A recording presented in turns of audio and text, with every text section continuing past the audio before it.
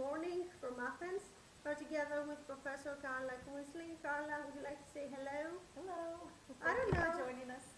The team, would you like please to come behind me to say hello so that they see that we're together? And then we're going to have the camera the other way, so you know what we're doing here.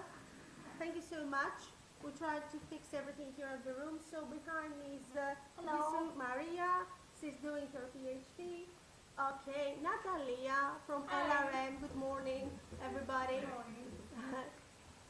Also, Natalia, Alexandra Natalia. Okay, she came from America to see us, as well as our tutor, Efkaris Mascha. Well, that's the main thing here. The meeting is, thank you so much, Marina. The meeting is an invited lecture. Carla is expert in this field, in the field of media literacy. So I guess it would be very nice to listen to her. Would you like to say hello, maybe Marina, and then we go on? Marina, would you like to say something? Or Athanasia? Yes, hello. Good morning. Good morning. Hello, good morning. Hello, something goes on with my video. Good morning to everybody there.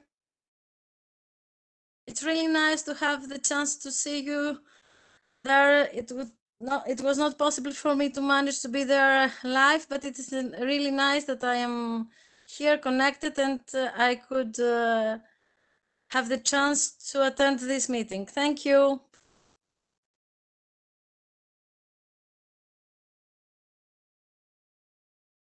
Here, I guess that everybody's happy that even in this way we're connected. I see Svasia. Alexandra, where are you? Alexandra Zenela. Where are you now? At which country? And Stella, maybe Stella is in Germany, I don't know. If somebody would like to say hello. Okay. Hello, thank you very much for this event.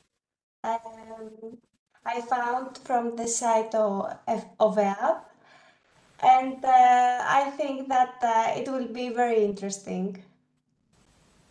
Okay, so good. So let's see what Carla is doing the last years. These years are many, as I guess. Okay. Okay. The good thing is that we know Carla each other for many years, about 20 years, and I'm really very happy that she is now expert in the field, doing all this very interesting thing with media literacy combined with intercultural education. Our route together started when we were younger. We are still young, but we were younger. Okay, right, right back. So let me say that now that the field of intercultural education is so broad, including very different diverse groups, I would like to say that I like very much an interview that Carla gave. It was in September, that's the interview where I referred to you, where she said that there are 3 points that are very important referring to women, but I guess this is for everybody. First, lack of media literacy, so everybody is afraid about media literacy. The second thing is about educational gag, how do you say that? Gag orders. Yes, gag orders, yes. That's another thing very interesting. And the third thing about the school board book bans, that some books have to be removed because they are not in line with the human rights, something like that. Okay. Yeah, but because they are in line with human rights. okay. That's the problem. Yeah, okay. So I'll talk more about that. We'll talk about that later. So let's first We want to get the see now with the video if we can have a background of the meeting here. And we go to the press. Hear us now? Can you hear us now? Somebody? Like before? Okay, Yes. Great. Thank you, Athanasia. Okay. So let's see now if you can hear us when we share the PowerPoint, please. Could somebody speak or has a reaction? Now. Can you hear us now? Oh, Okay. great. Okay. We're so happy. Thank you. Excellent. So- Thank you so much. Yeah, okay. Okay. Let's go on. Okay, so here's what I'm going to do. Okay, since you could not hear me before, I'm just going to start at the beginning, okay? So I start with the idea of what comes to mind when we think about media literacy. First, there's a very kind of defensive or protectionist viewpoint, and it's very real and it's very important that we have to teach students to unravel fake news, propaganda, disinformation, misinformation, look at advertisements, recognize fake videos, things like that. So that's an important, very important part of media literacy today. And that is a part of what I do, but it's not my only focus. The next aspect of media literacy that is important is the more technical viewpoint. And this is when we teach people how to access media. Sometimes it involves, gaining technical skills, learning how to produce content, and design, using multimedia sources. So that is important, but again, not my specialty. What I'm interested in is aspects of media literacy that connect very deeply to intercultural communication and language learning and teaching. So we can take media, we can look at all kinds of media and explore the language. We can explore the sounds, the images, the movement. This is nonverbal aspects. The emotional parts. What kinds of emotions does this media appeal to? What kind of stories does it tell us about people, places, and things, and about cultures? So there's a lot that we can do with media. I think that a lot of times people who are teaching languages tend to stop at the language, just focus on the language, and not always see the wide range of opportunities that media gives us. Okay. So, critical media literacy, I've just talked about very briefly, helps us to question the stories that media tells us. It helps us to question how we can respond to media, how we can teach students to respond to misinformation, how does language and imagery work together to create messages, whose voices are represented in media and whose voices are left out. So these are different kinds of questions that critical media, a critical perspective takes. I won't talk about the theory, but I can another time if you're interested, about what informs critical media analysis. And theoretically, a lot of work comes from critical studies, social semiotics, media ecology, cultivation theory from communication studies. And for methods, I combine aspects of content analysis, critical discourse analysis, and semiotic analysis. I don't tell my students these things because they would be afraid. Lots of, theory that would intimidate them. Instead, I use this as a teacher to inform what I want to do with the students.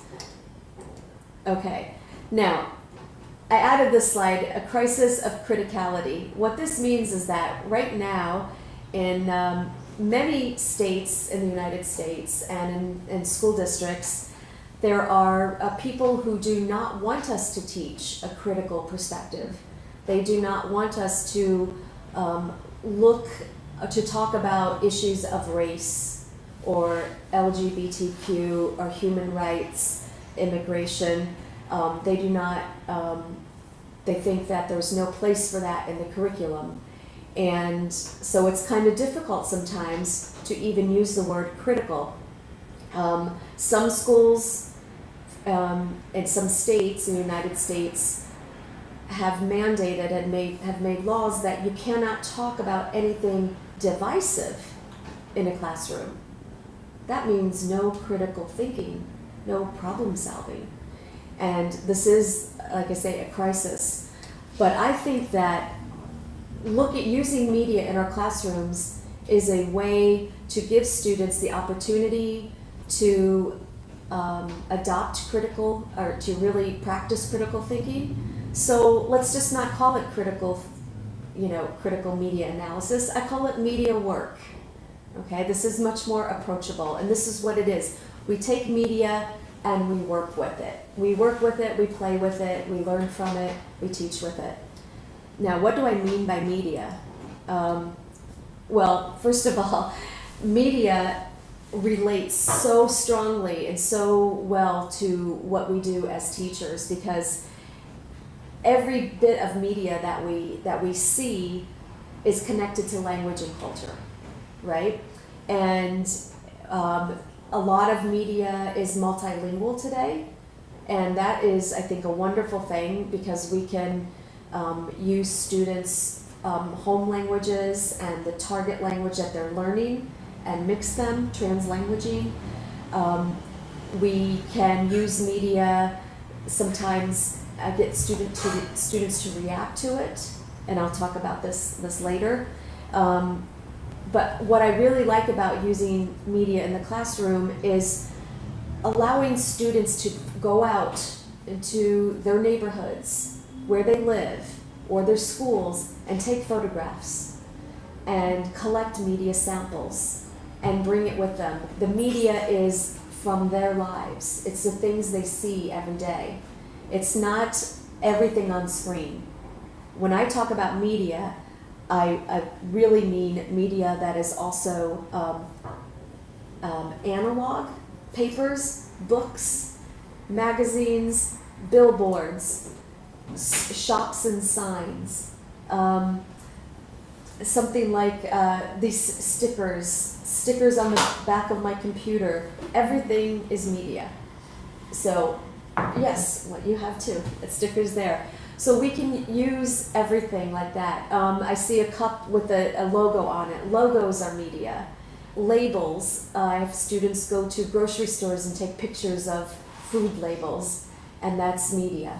So I have a very broad view of media, because it should not only be about screens. Students spend enough time, on screens. We need to help them look at what is right in front of them. Okay. Whoops, the wrong way. How did that work? Nope.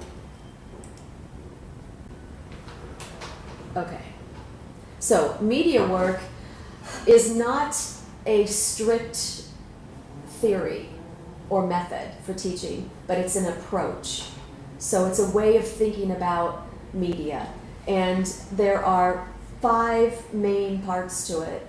And this is pretty simple. It's what we do as teachers with a lot of things. But the first part is to help students really observe what's around them, really see what's in there, what kinds of media is influencing them. Because they usually think, oh no, I'm not influenced by media. I think for myself. But once they really take a look, they see that there's a lot of things going on. And the next part is to then interrogate it, really deeply question it, and then interpret it, and then think about it, and then respond to it. Okay, so these are the simple stages. And each of these stages needs to be done on 3 different levels. First is with the modality, and by modality I mean how, for example, the modality today, we have 2 modalities, really, more than that. I'm talking to some people face-to-face. Some people are listening online. If you're face-to-face, you get to see me and my hand gestures, right? And my nonverbal communication. If you're online, you don't see that as much. So these are modalities. So we have to question, how is this information coming to us? So is it signs outside? Is it advertisements? Is it books, magazines, any kind of print, music, just all the different ways. So we interrogate that, we question that. We also then, of course, look at the content. We look at the language, the symbols, the colors, the design, everything. There's so much you can talk about. And then the context. Where did you find this media? What does it mean in this time and this place? I'm going to give you examples of this, so don't worry. Okay, just go to the next one.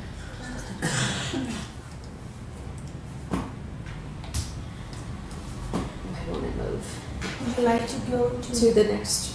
we have No, stop. No, there's more. It just was moving, but now it stopped. There we go. Oh, okay.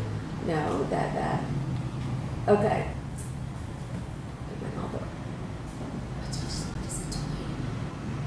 Okay. It's okay. Okay. I'm used to a different computer. Yeah, let's see. Okay. Sure. So, for example, with modalities, we say, why do different kinds of platforms make a difference? So if you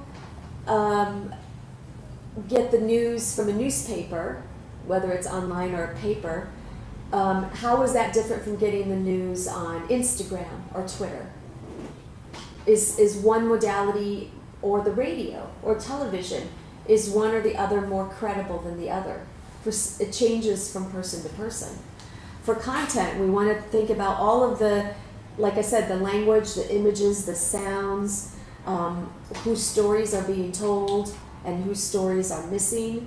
For the context is, what does this mean at this time and place, and where and when or how does meaning change?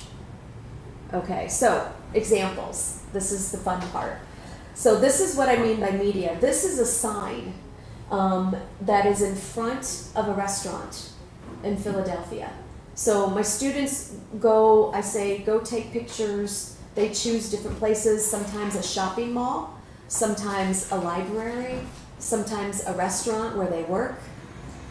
So they can go many different places. During COVID, they could not go out so much, so we had to make some adaptations, and they looked at websites of different places and analyze that.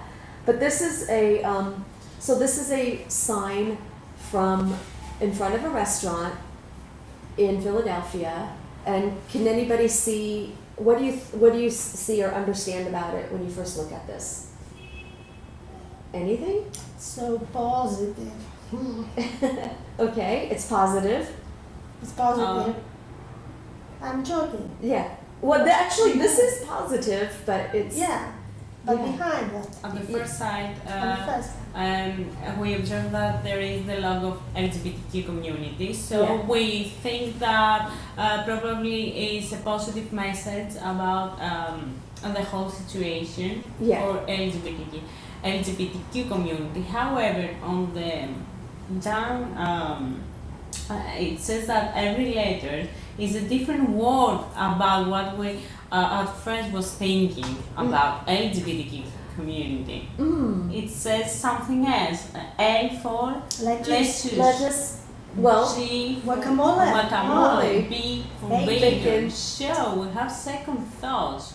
What is the meaning of that advertisement? Wow. right, okay. And See, toasted. toasted. This is why you really have to know the context, right? So there's a lot of vocabulary here that's very interesting. Why do you get a message about LGBTQ and then food?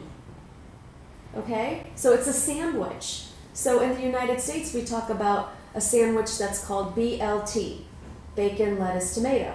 So this restaurant made a new sandwich called LGBTQ.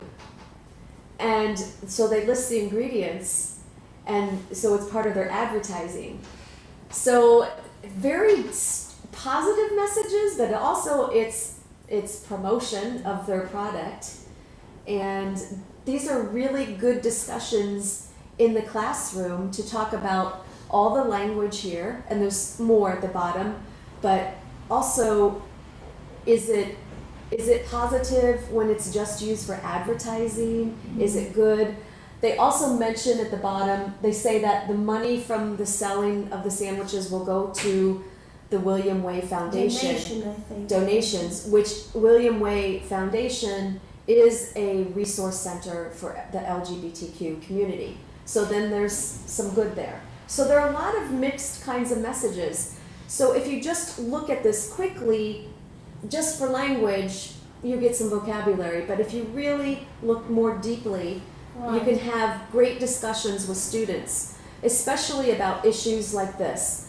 I think media is a good catalyst for conversations. So I have students in my classroom who are very diverse. I would never say to a student, tell me about your experience.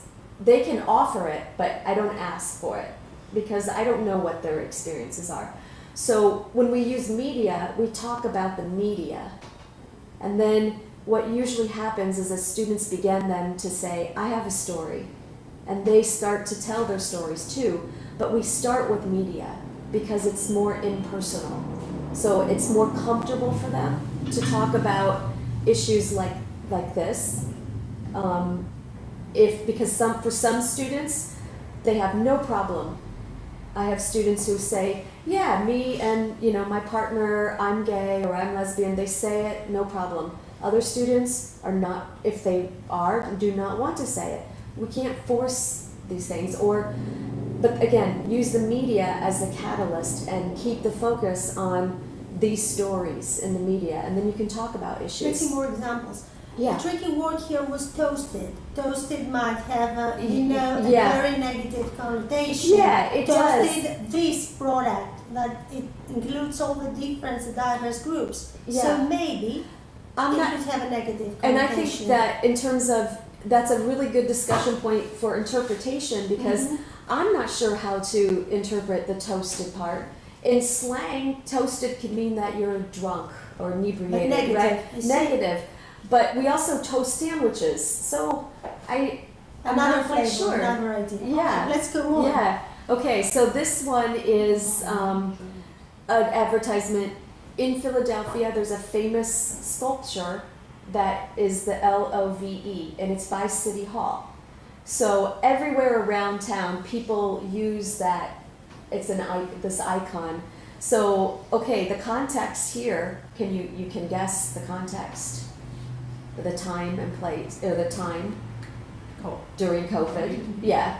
So this is just a good way to talk about entry for talking about COVID and what we had to do, how we responded to it, and how businesses responded.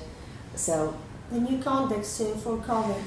In what? A new context. Yes. That was. Yeah. But this is the next two are the ones that I really want to talk about a little bit more. These.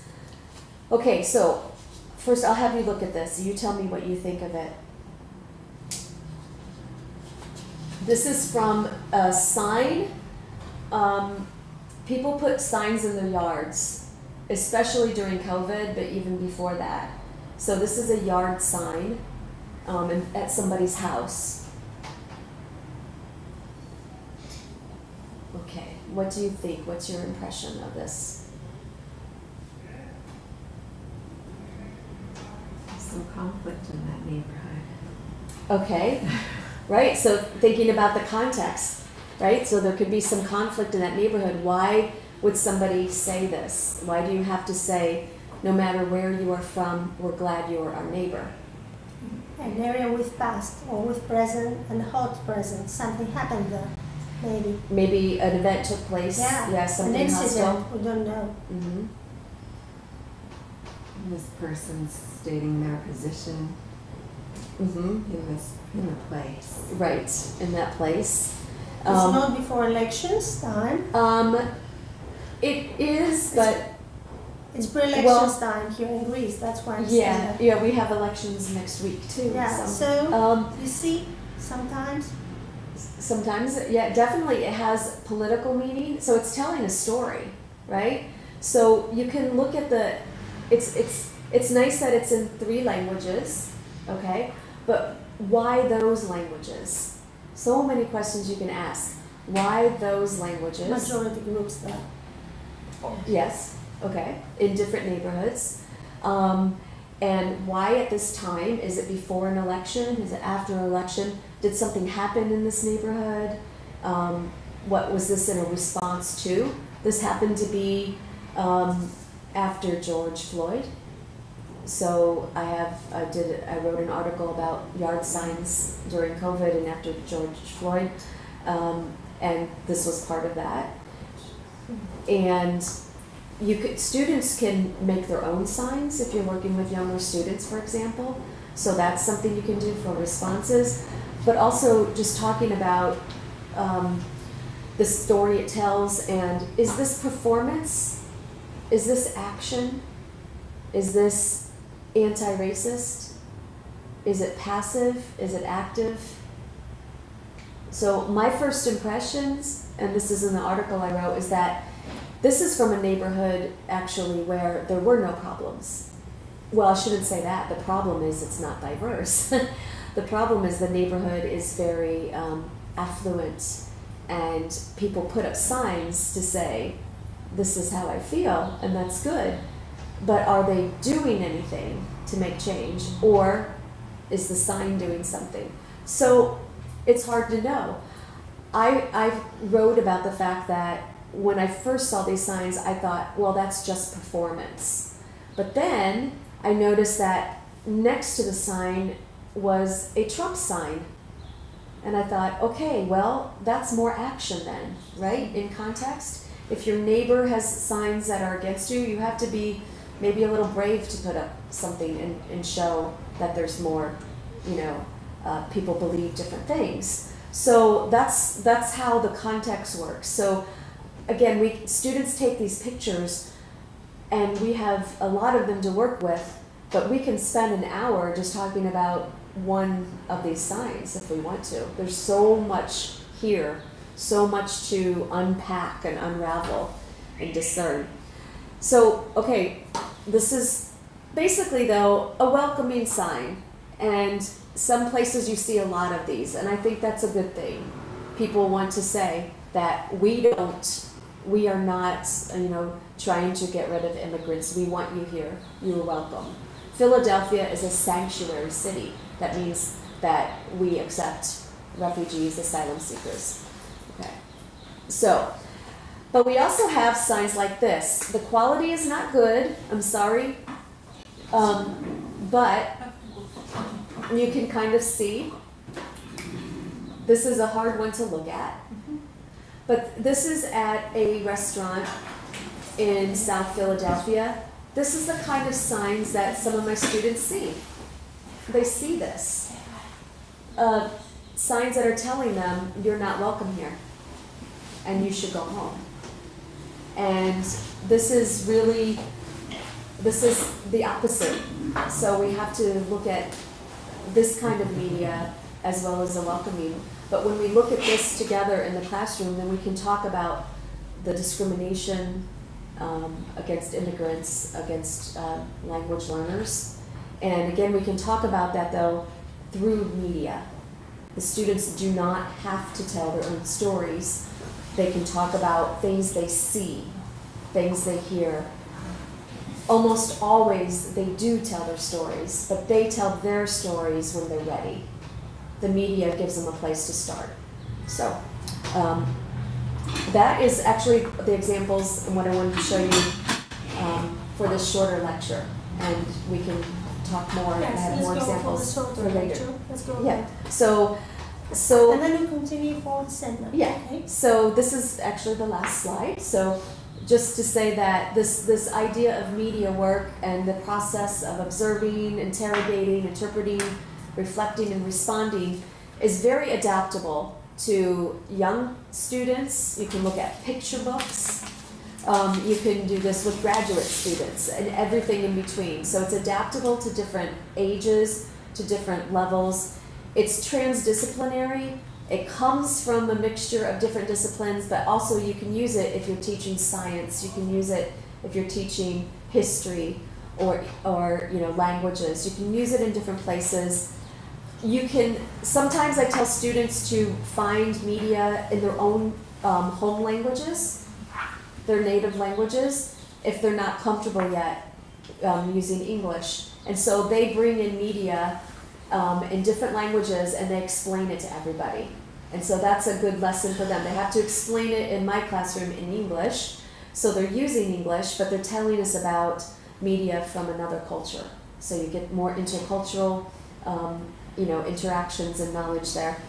And we can have students bring the media themselves, so it's very relevant to them.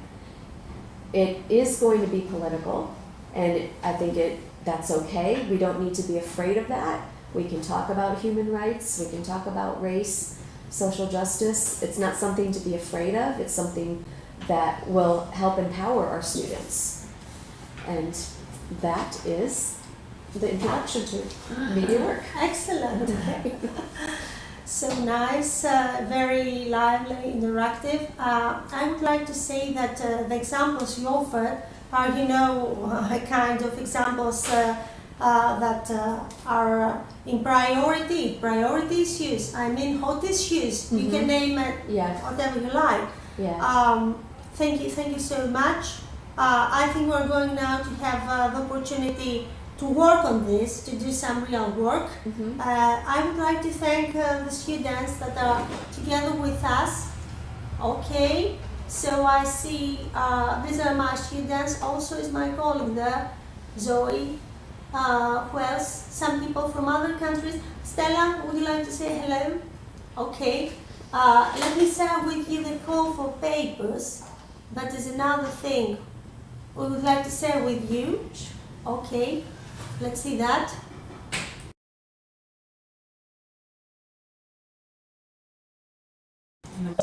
I think you can see that, right? Okay.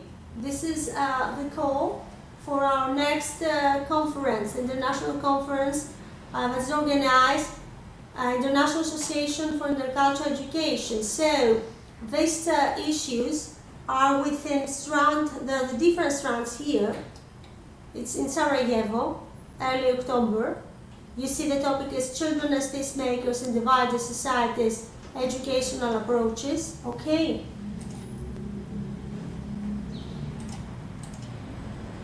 I don't know if you can see that again. They can go to the IAIE website. Yeah, they can go there. But I would like to say that again.